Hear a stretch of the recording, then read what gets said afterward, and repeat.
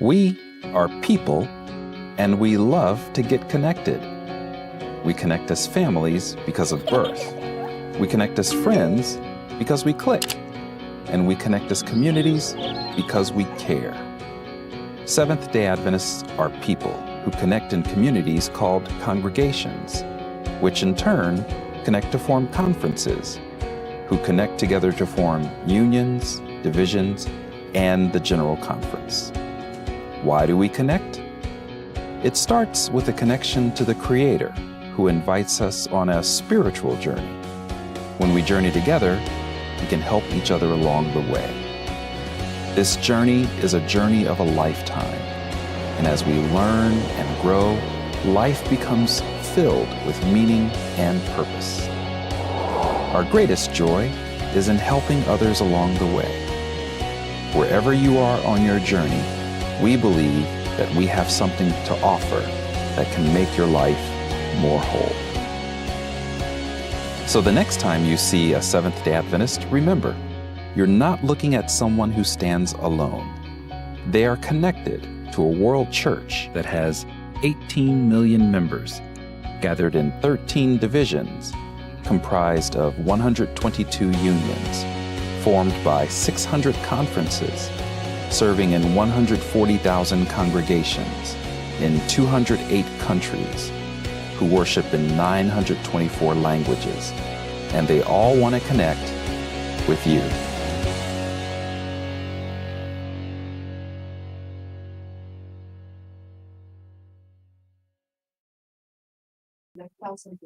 I know all the in it.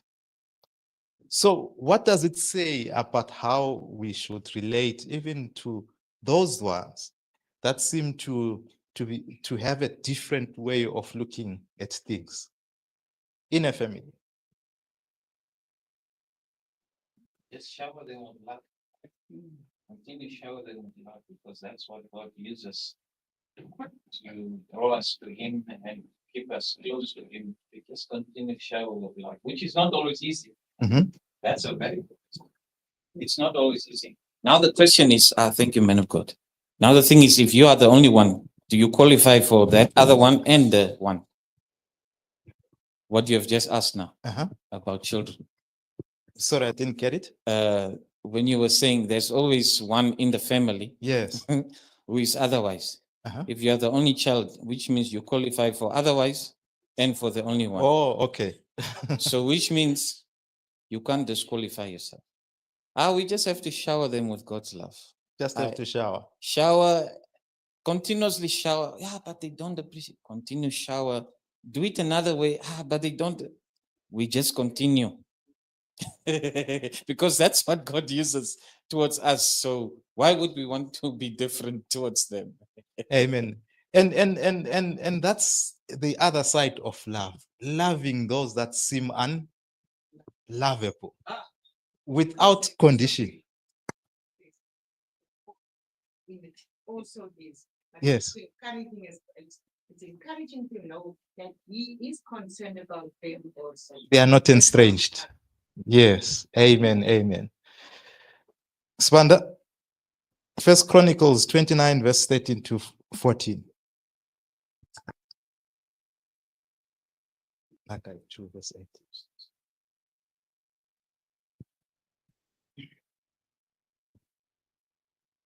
First Chronicles 29, Yes. 13 to 14. 1-3. Okay.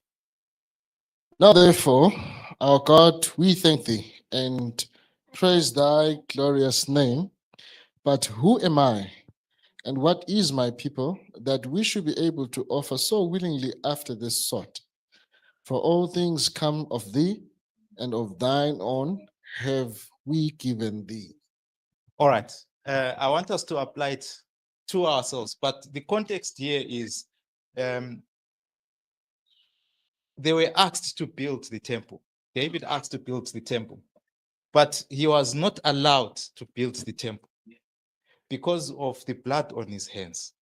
That's the context of this text. But then God said, then he asked, okay, can I do the plans and the mobilizing of the resources? That he was allowed. And then when it came to, and then the temple was then built by his son.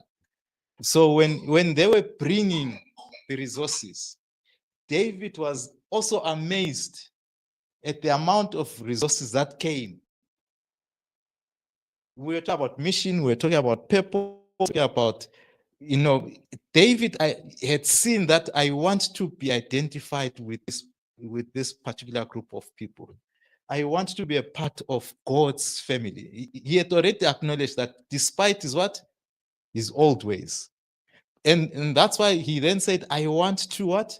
Because God has loved me, I want to also return back by doing what? Building a temple. For who? For God. But then God said, not you, David, because of your past, I'll not allow you to what? To do it. But then we spoke about that estranged one.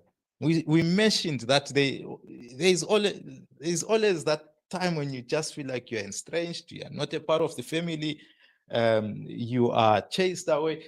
This is David. Imagine if David did not have, for lack of a better word, a strong heart, or if once you are told, David, you can't build this temple, what would he have done? He would have walked away and abandoned everything. He would have abandoned the cause, isn't it?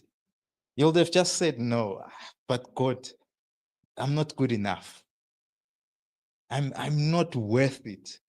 Why are you refusing? I'm trying to do something for you. But earlier on, we learned that everything that is there is whose? Yes, but he would have felt rejected. He would have said, but so God, I wanted to build a temple. Maybe he had ideas. He had ideas as an architect. I'll know maybe he wanted to put a window in a certain way. He had those ideas and he wanted to see it to its completion. But then God says, not you, because of what you've done before. But I'll still allow you to participate in the process. And the process is you can do the planning, you can do the what? Everything else, but not the process. Now, let's apply it to our own personal lives. Where have you been blocked in life? You tried this and then it just got blocked. I was saying to Shoma, as we're in retrospecting, I said, you know what? It will be good for us to just also list down our failures. I want to hold them as a memory. I just want to hold them so that when the time comes for victory, when victory comes, I can easily say, you see, devil, I failed here, but look at where I am now. That's what I say. Now, personal life. How can we retrospect? How can this verse apply to you and I? You know your failures, you know your struggles, where you have been blocked, you were trying this, and then it just didn't work out. Why I say so, look at it this way. Now, therefore, our God, I, Delisa, thank you and praise your glorious name. That's victory now. But who am I and who are my people or who are my family? That we should be able to offer as generously as this. That we should be able to now look back and say, Lord, look at what we've achieved. But who am I? Considering all the failures that I was listening to, what's his name, Benji? Is it Jack Ma, the owner of, is it Amazon? Yes. Jack Ma. I was listening to him. He says, you know how many applications and interviews I had in my life? I went to this one, I was told you're a good for nothing person. He says out of all the people that were interviewed, I didn't even get the job. You should search for it. That's how he puts it. He says, I was the biggest failure when it came to getting a job, applying interviews and all those. Each time I went for interview, it was already rejected.